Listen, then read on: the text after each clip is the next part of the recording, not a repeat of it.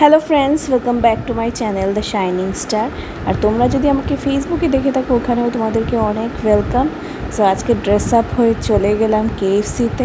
তো কেএফসিতে গিয়ে burger order দিয়ে দিলাম, চিকেন লেগ পিস, আর সঙ্গে একটা খুবই ফেভারিট জিনিস যেটা এই গরমে খুব রিফ্রেশ করে। তো চিকেন লেগ পিস না, অ্যাকচুয়ালি আমরা অর্ডার দিয়েছিলাম পপকর্ন। তো পপকর্ন চিকেনটাও খুবই ভালো খেতে।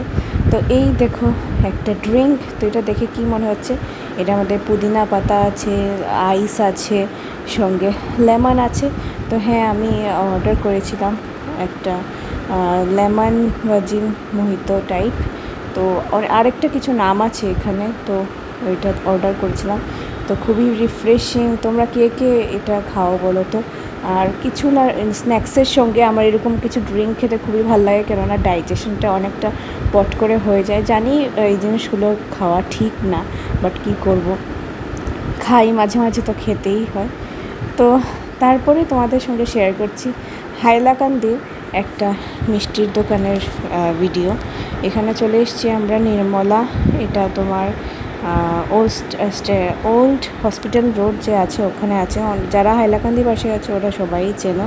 তো এখানে সিঙ্গারাটা খুবই টেস্টি, আর সঙ্গে চা যদি নিয়ে নাও গরম গরম, মানে এখানে গেলে এই চাটা আমার খেতে ইচ্ছেই করে। তো প্রথমে কি হয়, আমি সিঙ্গারাটা নিই, তারপরে চা নিই, তারপরে আস্তে আস্তে আমি মিষ্টির দিকে হাত বাড়াই। তো যাই হোক, আমি এখানে অনেকই রিল্যাক্স হয়ে বসেছি। অনেক ছোট জায়গা, তবুও খেতে অনেক ভালো লাগে। সঙ্গে নিলাম লালমোহন আর রসগোল্লা। খুবই গরম গরম রসগোল্লা দিয়েছিল, পুরো লাগছিল আমি কলকাতায় এসে বসেছি, কেননা কলকাতায় মিষ্টিগুলো গরম গরম সার্ভ করা হয়। সো কীরকম লাগলো মিনি ব্লগটা, বাবাই নেক্সট ব্লগে